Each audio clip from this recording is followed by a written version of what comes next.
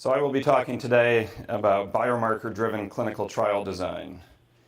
And so before I go into the outline, just two quick disclaimers. So one is, since I've been back at U of M, 95+% of my collaborative effort has been in the oncology setting, so just bear that in mind. I think a lot of the ideas are more generally applicable, but that's oncology is sort of what I know. And specifically within oncology, most of my time is spent in earlier phase trial designs, where the focus is largely on sort of selecting dose in some way as opposed to treatment. So that's not all I'll talk about, but that'll be somewhat the focus. So here's just a brief outline. I want to start by talking a little bit about types of biomarkers. There's many, many ways to classify biomarkers, but three of the types, prognostic, predictive, and surrogate endpoints, are sort of maybe three of the main ways biomarkers drive or enter clinical trial design. And then talk a little bit about how biomarkers are driving clinical trial design at different phases of clinical trials. So sort of the early phase studies where we're still talking about treatment dose. Just briefly, of course, I couldn't give this talk without mentioning I-SPY trial. It's sort of a phase 2 Bayesian adaptive trial design. And then just briefly, how biomarkers drive phase 3 studies. Okay, so first, of course, a definition.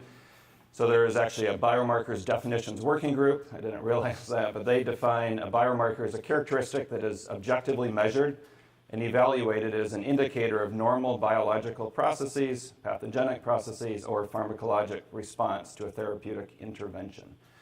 So that's kind of a mouthful, but biomarkers can be many different things, right? It could be something you get off an MRI scan. It could be a urine-based measure. It could be something from a biopsy. It could come from other tissues. There's many, it's sort of a broad term, and I find myself often just calling them markers, so forgive me if I do that. Okay, so here's briefly the three types of biomarkers I wanted just to talk about today. So the first, prognostic. So prognostic markers predict the likely course of disease sort of regardless or irrespective of the treatment you're on. Predictive biomarkers predict likely response to a specific treatment. And so that's sort of an unfortunate terminology. It seems to have stuck. That is, so prognostic markers also predict something, but it seems like the sort of prognostic versus predictive terminology is there. I like better, instead of predictive biomarker, treatment selection marker, but I don't hear that used too commonly. And then last, biomarkers could also serve as surrogate endpoints. And so those, a surrogate endpoint, you probably know quite well, they provide ideally an early and an accurate prediction of two things, both the clinical outcome of interest, but also the effect of treatment on that clinical endpoint. And so we'll go into that a little more. Okay, so first, just briefly, in terms of the statistical analysis, how do you think of, what sort of analysis do you do to evaluate whether a particular marker is prognostic? And so you could think quite simply, you could have just a single treatment. It could be standard, placebo, anything. And you have sort of, and again, thinking very simply, in the simplest case, you have marker positive and marker negative patients, and you look at the outcome. So P+1 is some average outcome in marker positive patients, and P-1 is sort of the outcome in marker negative patients.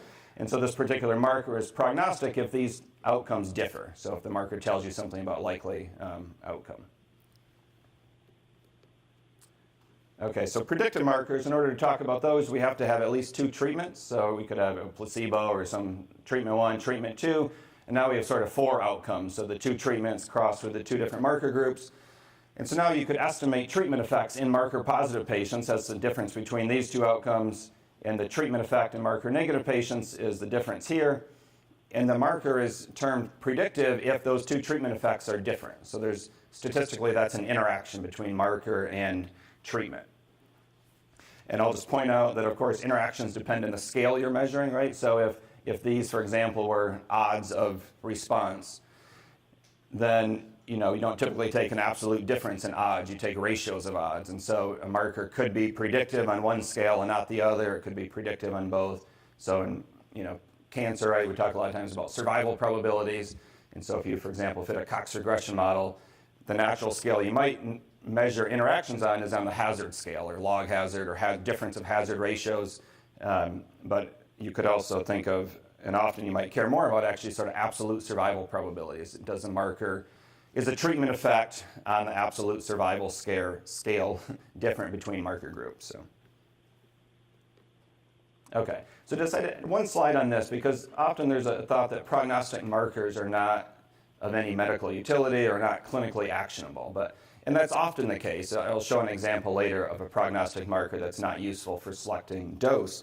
But there are examples where a purely prognostic marker can be actionable clinically. So here's one example.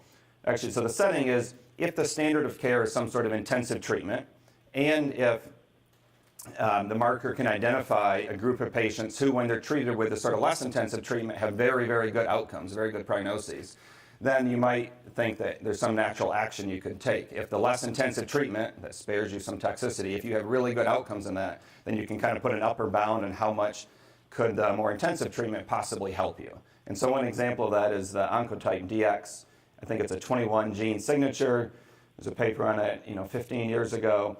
And the setting here was the standard of care treatment for these women with this particular type of breast cancer was hormonal therapy plus chemotherapy. And the chemo, of course, comes with some toxicity and side effects. So there's a desire to skip it if you could. And some women did opt to have just the hormonal therapy. And so the Oncotype, what they did is they analyzed outcomes, recurrence of breast cancer in women who got the less intensive treatment, skipping chemo, and just came up with a prognostic marker in that setting that identified a group of women whose prognosis was very, very good. So I don't know what the exact numbers were, but their risk of recurrence was exceedingly low, say less than 2% at 10 years or something. So then you know that if I added chemotherapy to those women, the maximum possible benefit would be less than whatever that 2% recurrence was. And so that's a case where you have a prognostic marker, but it has some natural action that you might take clinically. Okay, just a couple slides on surrogate endpoints because they're often considered a biomarker, and that's obviously relevant to trial design. So again, I should apologize if some of this is too basic. Later on, maybe it'll be too detailed, and please stop me if you have questions during. I should have about an extra 15 minutes built in for questions, so stop me if something's not clear.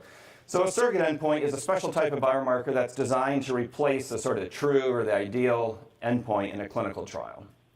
And so it's, of course, most attractive when the endpoint you'd like to use either takes a long time to observe, or it's difficult to observe, or it's expensive to observe, or risky to the patient to observe even.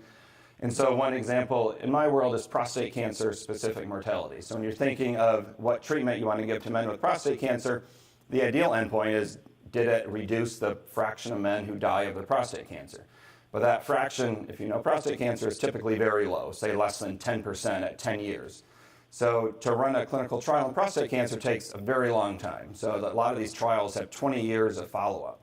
And so the progress in developing new treatments is slow as a result, if that was your only endpoint. And so people spend a lot of time trying to come up with other endpoints that would let you answer the question, is this new treatment worthwhile pursuing or not, without taking 20 years.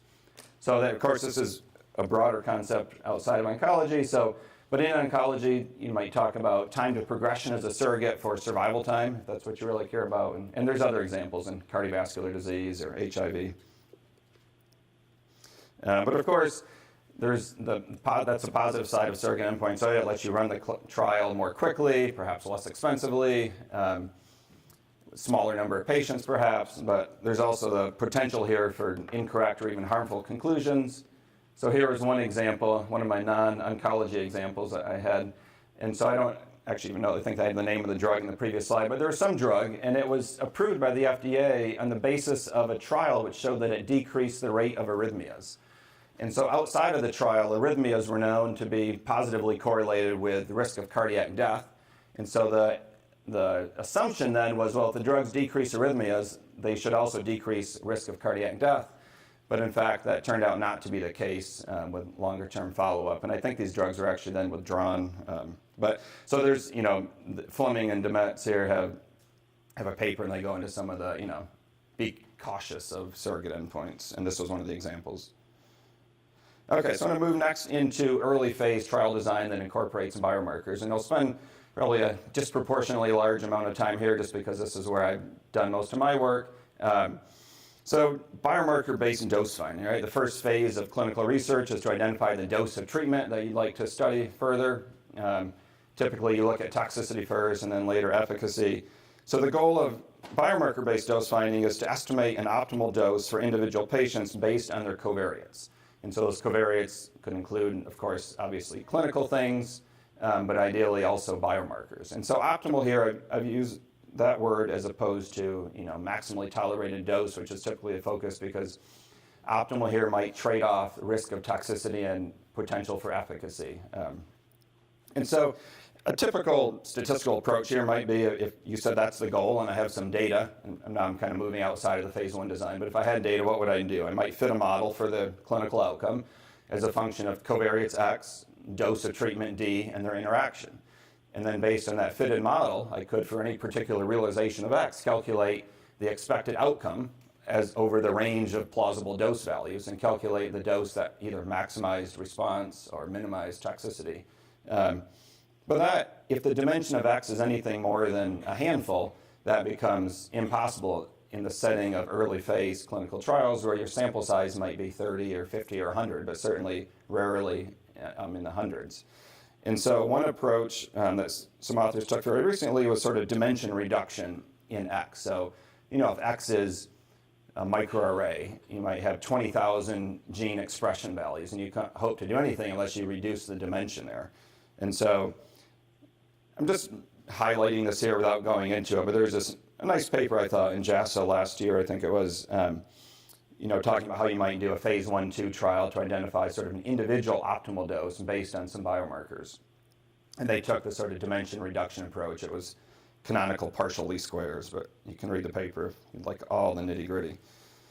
Okay, so now I just wanted to come back, stay in this theme of using biomarkers to identify an optimal dose. And so this was just a toy example or an illustration I had come up with years ago. In my collaborations, I realized I was doing a lot of biomarker work, and we would, analyze some outcome and say, yes, this biomarker is prognostic for this outcome. AUC is this, or odds ratio is this, as a small p-value. But I realized that what the collaborators wanted, or why they were excited about that, was not for the prognosis. They actually wanted to act on that. And so they sort of assumed that, well, if I can predict an outcome better, then I should be able to improve outcomes overall. And so it's not necessarily possible with prognostic markers. So here's just one example that illustrates when that's not the case. So suppose down here we have, you can ignore the fact that there's 2 doses, that's sort of a radiation-specific thing, but down here is treatment dose, and here is probability of, I'm going to assume we have a binary toxicity outcome and a binary efficacy outcome. So the purple curve, let's say, gives a probability of toxicity if I treat patients at this dose, and the black line gives a probability of efficacy, so it could be response probability. And so in the absence of a biomarker, I might say, well, I'm willing to tolerate, I think it's 30% risk of toxicity, and so I'm going to treat all patients in some population at a dose of 70. So then, of course, my toxicity, I think it's actually 25% here. So my toxicity rate is 25%. My efficacy is 65%, I think. And that's my outcome. But then along comes someone and they develop a biomarker that lets me split the population of patients into 2 groups, more sensitive, less sensitive. So the patients represented in red here, let's say it's half of the overall population, are more sensitive. So for any given dose, they have higher rates of toxicity. It does nothing to their efficacy. And then in blue is sort of less sensitive patients. So again, for the same dose, they have less toxicity. So the way that clinicians might use that is say, well, these patients I should give a lower dose to because they're more sensitive, and these patients I can afford to give a higher dose to. So let's say I adopt that treatment strategy. So of course I have the same overall toxicity probability in my population, right? That's by definition. But now the implication is for efficacy. So these patients in blue that I was able to give a higher dose to, I've increased their efficacy from 65 to 70%. Patients in red I've given a lower dose to, so their efficacy has decreased to 55%. But now in that treatment strategy, what's my overall efficacy probability? It's just the average of these 2 numbers, right? So 55 and 75, I'm back to 65 where I started. So this is just an example of a prognostic marker that is prognostic. It helps me predict someone's risk of toxicity. But there's no way to act on this to increase efficacy unless I'm willing to increase toxicity. But of course, I could have done that without the marker by just treating everyone at a higher dose. So just an example of a marker it may be useful to counsel patients regarding their risk. It may be useful for other purposes, but it can't let you sort of globally improve outcomes. So here's a similar example, and I apologize, I realize I sort of shifted where these things were, but same sort of setting. But now I have a predictive marker. And so people tend to talk about predictive markers only in the context of sort of binary or categorical treatments, drug A versus drug B. But you can talk about them, of course, in the context of treatment dose as well. And so there, a predictive biomarker is one that interacts with, so where dose interacts with the biomarker in predicting the outcome. And so what that means is sort of different slopes of some outcome. So here, I still have two groups, but now the average is still the purple curve, but they have different slopes. And so without going through this in detail, what you can see is now, if I follow the same treatment strategy, the possible increase in dose, but also the possible increase in efficacy in the less sensitive group is larger than the corresponding decrease in the sensitive group. So now if I use this biomarker to treat everyone at their sort of individualized rate of toxicity, now I could actually improve efficacy at the same rate of toxicity. So this is a type of biomarker that we're looking for. And so this influences the type of analysis you do.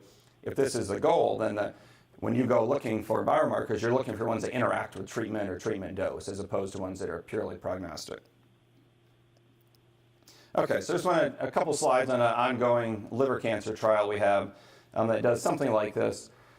There's a mistake here. This is actually not a pilot study. It's a single-arm phase 2 study. But so the background here is these are patients with liver cancer. They are not candidates for surgery, and they have few good treatment options. Most of them have cirrhotic livers that are already not functioning as well as they should. Radiation could damage that further, so there's a lot of worry about treating them. You might put them into radiation-induced liver disease, which is fatal. But they don't have other good options, and they will die of their cancer if it's not treated. So this was sort of a high-risk group of patients with liver cancer. They wanted to treat with radiation, but worried about potential side effects. And so the way this worked was they would like to give 5 fractions. So a fraction is just 1 dose of radiation, because it was thought that was what would be most likely. Well, that's what would be needed to cure the cancer or provide high tumor control. But 5 fractions was thought to give too high of a risk of radiation-induced liver disease or serious toxicity. And so the schema here was, you enroll patients, you sim them, and you give them 3 fractions. So 60% of the total treatment you'd like to give them. And I'll just note that's actually even how much dose they get in those 3 fractions differed between patients based on a biomarker. You then wait a month and then measure their liver function, and specifically liver function as quantified by a biomarker, indocyanine green. It's a green dye. You inject it in. The only organ in the body that clears it out is the liver, so then you measure 15 minutes later how much green dye is still in your blood. The more that's still in your blood means your liver is not functioning very well. The less that's there, the better your liver is functioning. So it's a very quantitative biomarker. It's used by surgeons, I think, in Japan to decide how much of the liver they can safely cut out. So anyway, give 3 fractions. So you measure liver function at baseline, give 3 fractions, wait a month because that's what the early data showed you needed to wait for the damage to the liver to manifest itself. Measure liver function again, fit some model that predicted liver function or risk of toxicity if we gave 2 more full doses to that patient. And if that risk was too high, then sort of dial back the dose. And in the specifics for how dose was selected, we used a utility approach, and I won't go into it in any detail, but so this is actually a shiny app, something I've been using more lately. It's kind of a way just to, maybe some of you use it. One of my students made it, but it's just a way to visualize. So in the background, when you click on this, it just pops up in your browser, but it's running R code and it fits models. And so I found this goes a long way to sort of, bringing clinicians to a comfort level with this type of model-based design to make it seem much less sort of black box-ish. It's very visible, the trade-off. And they actually love this idea. So over here, you enter in some biomarkers. So IC green is, right here. So there's a baseline IC green and then the change mid-treatment. And we're using utility here, which is a combination of toxicity and efficacy. So I'll come back to that. But anyway, for that particular patient, then we get an estimated risk of toxicity over possible doses, and we get an estimated efficacy. And here it's 1-year tumor control probability as a function of dose.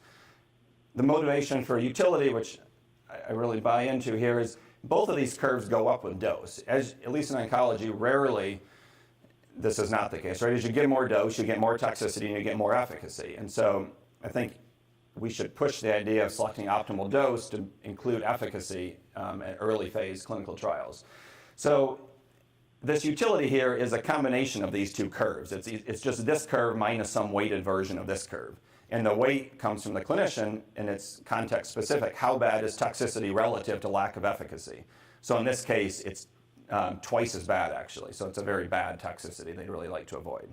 If the tumor comes back, they can retreat it, but if you go into liver failure, that could be fatal and it's not curable.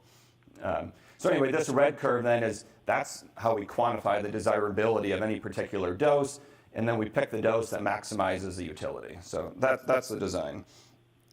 And so what's useful in this sort of context is what I used to refer to as a simulation study. And one day an oncologist said, "Oh, you mean like a virtual clinical trial?" And that sounded much cooler, so now I call it a virtual clinical trial. But you're just simulating clinical trials. And in this context, with any models, you could simulate and compare expected outcomes if I gave everyone the same dose or if I used a marker adaptive or marker individualized dosing approach. And so that's what we're doing here. I think in the interest of time, I'll kind of skip ahead, but here's just one example of the type of output you get. So we, there's some underlying true scenario. We simulated some biomarkers, we simulated some outcomes based on those biomarkers, and then we fit models to the data and took a biomarker-based individualized approach to optimizing to the dose. Every patient gets a different dose that comes from the biomarkers, and then compared it to two things. So, of course, in a simulation, you know the truth. You know what the theoretical maximum you could get is. So I should back up here. So this is probability of efficacy. And so we simulated, trials of size 200 and across a wide range of scenarios, fit models. And then these three are just three different ways of modeling the data to come up with an optimal dose. So how do we use the biomarkers? And then here is, what if we gave every patient the same dose? And we sort of tune these so that they all have the same rate of toxicity, and then you can just compare efficacy between them. And without going into any detail, the models are able to pull out sort of the biomarker signature and improve efficacy outcomes without increasing toxicity relative to a fixed dose approach, which is, of course, standard clinically. But of course, with limited sample size, you can't get the full theoretical maximum value, right? As the sample size increased, at some point, these would, come very close to this. And there's a couple of references down there. The first one is in Stat and Med, and the second one was just submitted. But okay, moving on. So this is maybe the biggest understatement I think I have in this talk. Dose expansion cohorts are changing phase 1 trials, at least in oncology. So it's been a couple of years now, but I was on the Cancer Center has a protocol review committee where we review the science of clinical trials that are conducted at the Cancer Center. And what we started seeing increasingly was nominal phase 1 trials, but with dose expansion cohorts. The largest when I was there had a maximum possible sample size of a little over 1,200, and it was a phase 1 study.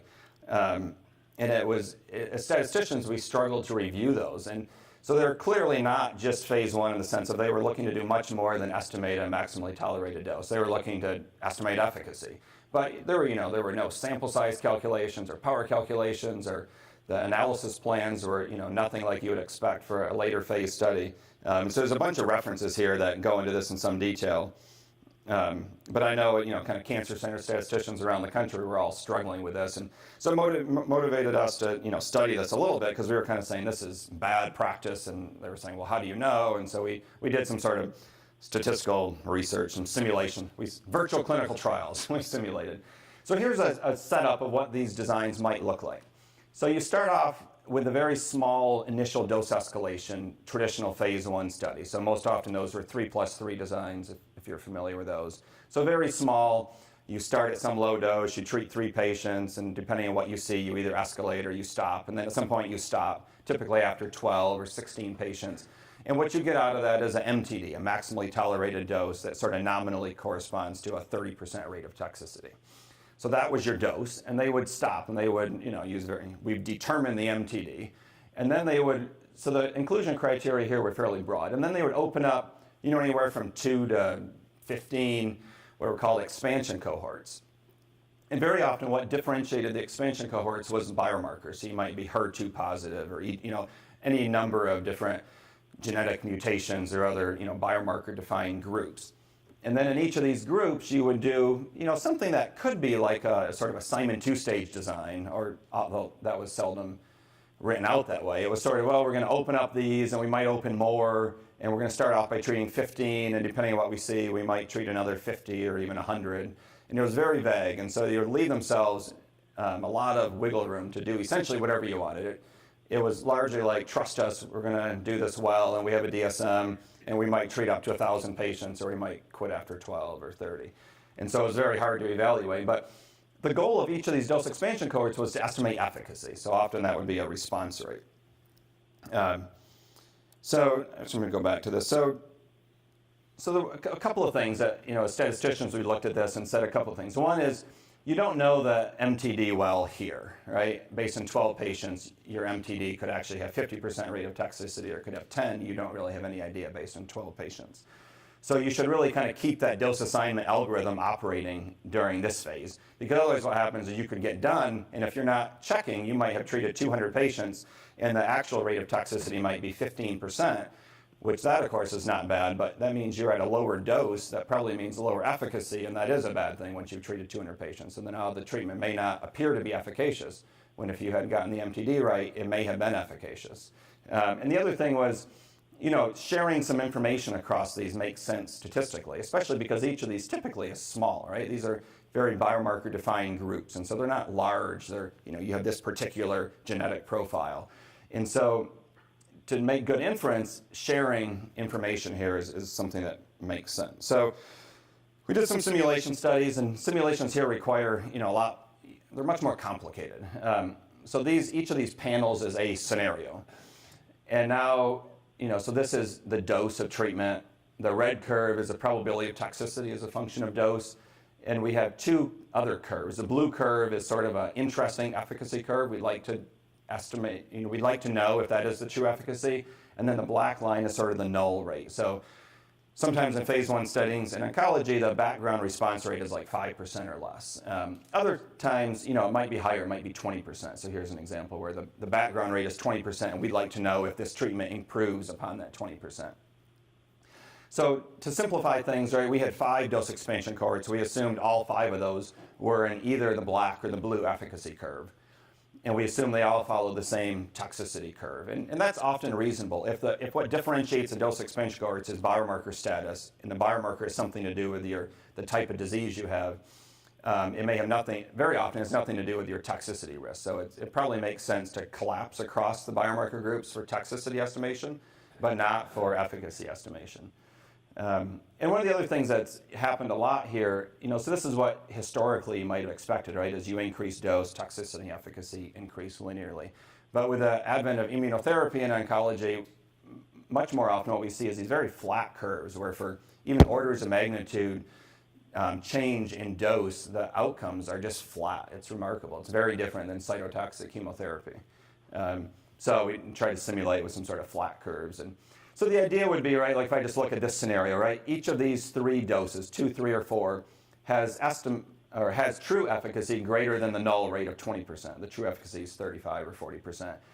The toxicity at all 3 of those is below we specified the maximally tolerated rate of toxicity as 30%. So choosing any one of these 3 doses would be a good thing. So we call those acceptable doses. In some cases, there's only a single dose that's acceptable. So this is sort of a hard case, right, because the only dose that has good efficacy is the very last one, and that also is your MTD.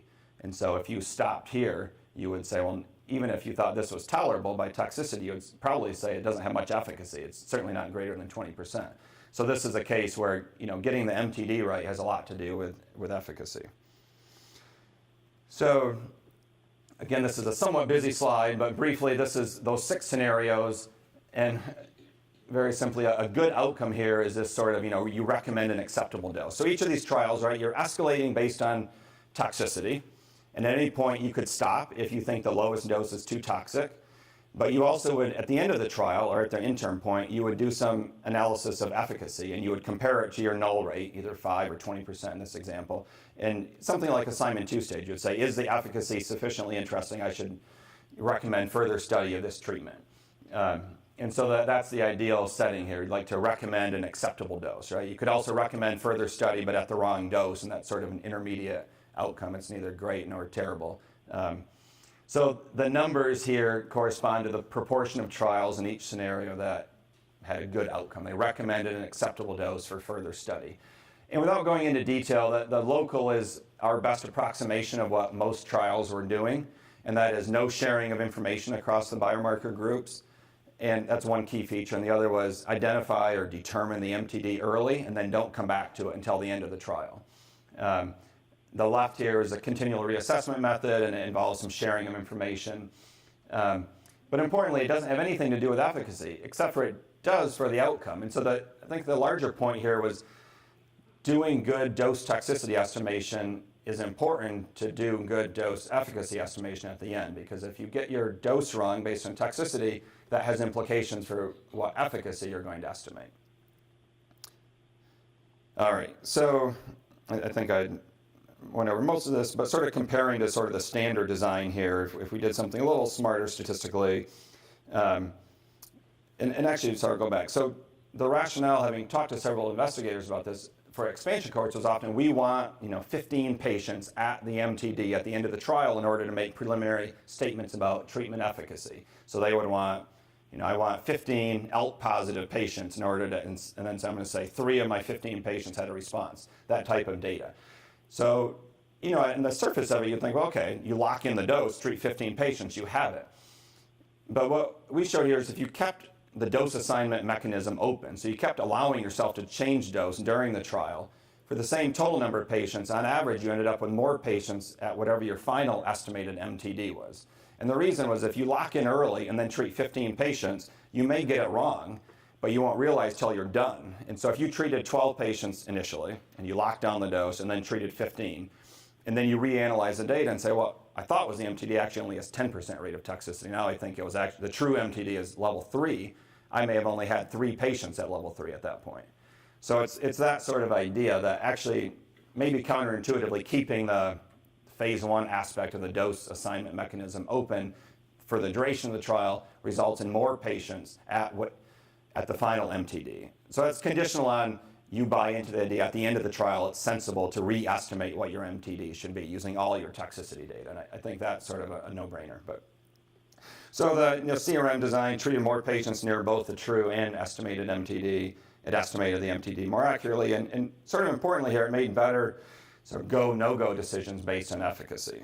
And one common theme here is sort of this sharing of information. That's common, right? When you have small sample sizes, you'd like to borrow information. And so there's sort of a robustness efficiency trade-off that goes on when you do that.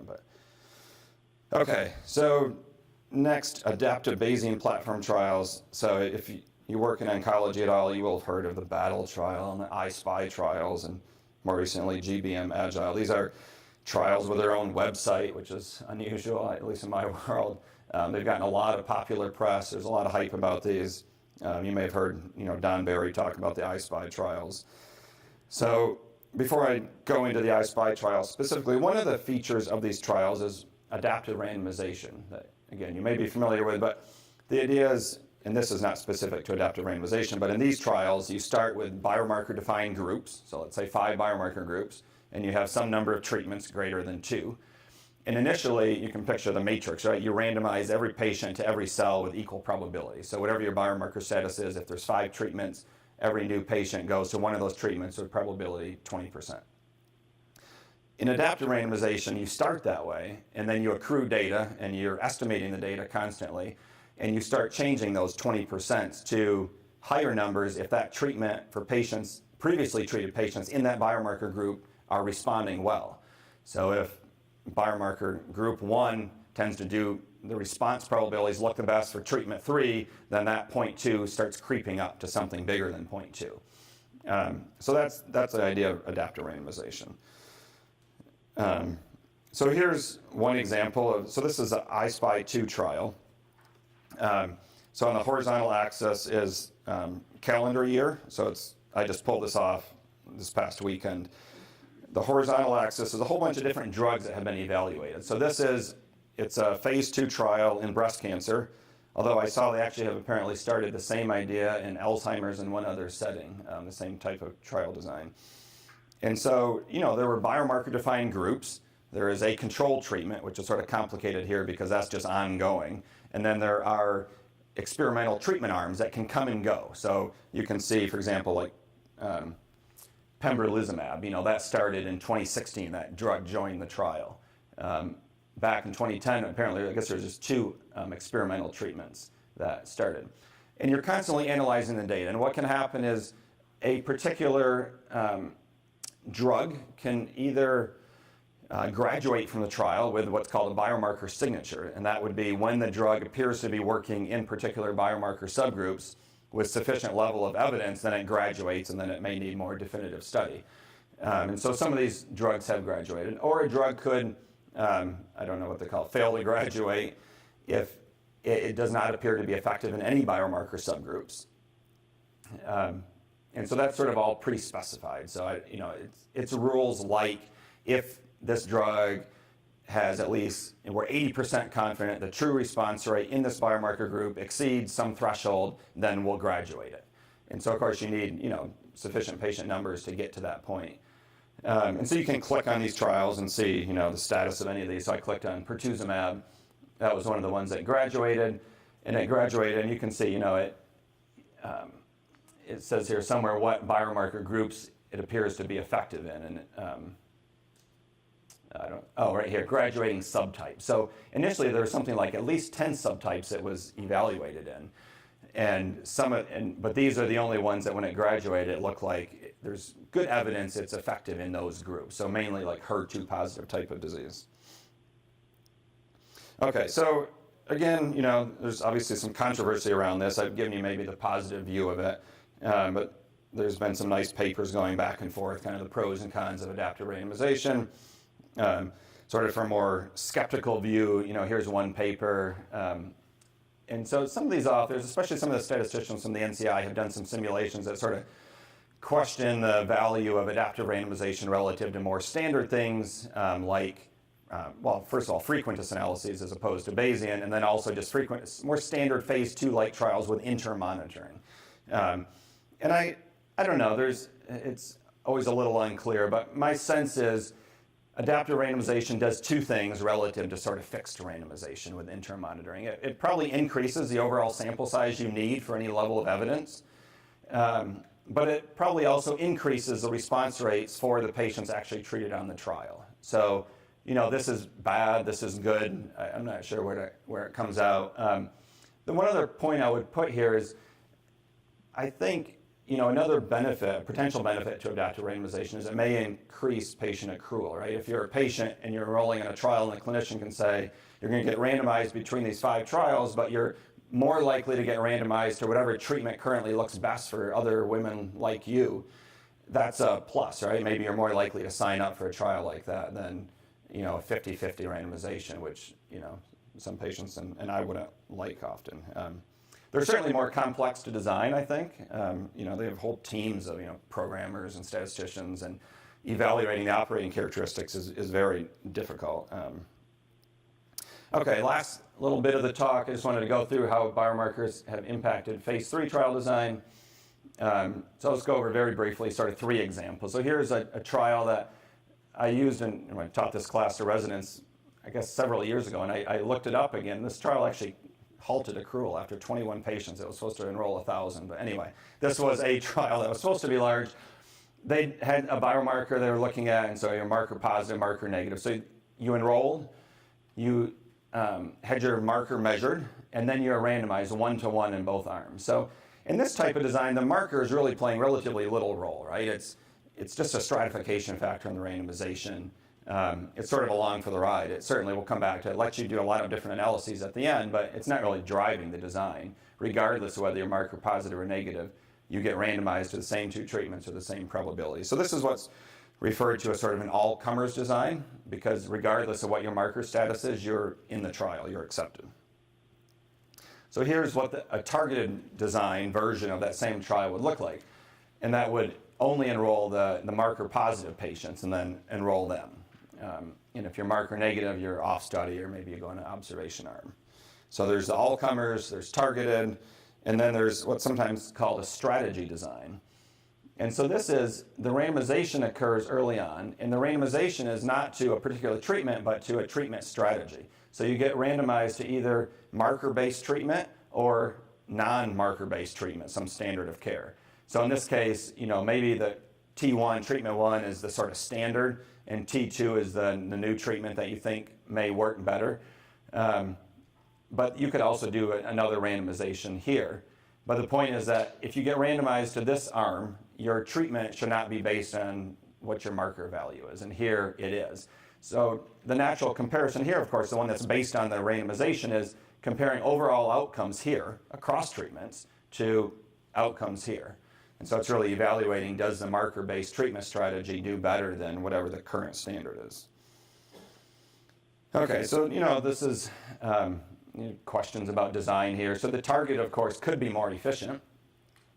If you think that the treatment is most likely to be more effective in that subgroup, then maybe that's reasonable to do. So Herceptin is one example. But the problem with the targeted approach is you don't ever quite know with any certainty whether the treatment would have worked or does work in the marker-negative patients. So I remember, I don't know how that actually turned out, but I remember hearing a lot of discussion about that with Herceptin. Did it work in women who were HER2 negative? And so I think that the targeted approach is most appropriate if you have sort of compelling, whatever that means, prior to phase 3 evidence that the treatment is that patients who are marker negative do not benefit from the new treatment. But also when the new therapy is expected to have sort of modest benefit but substantial toxicity, then you might like to spare the patients who you think are less likely to benefit from it.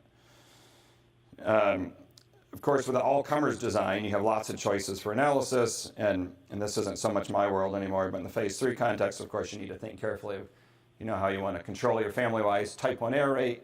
And so there's lots of options, and I think given the time, I won't go into detail, but here's a book that goes into a lot of this in more detail that's kind of helpful here, but here's just a table they have, and you have choices. Do you analyze first the marker? So in the all-comers design, you've randomized marker-positive and marker-negative patients to the same 2 treatments, but you could do a lot of different analyses that control your type 1 error rate. So you could analyze marker-positive patients first, and then at some alpha that you have to choose, some alpha less than 0.05, and then you could, do a, I forget what they call it, but, then look at, if that's successful, then look overall.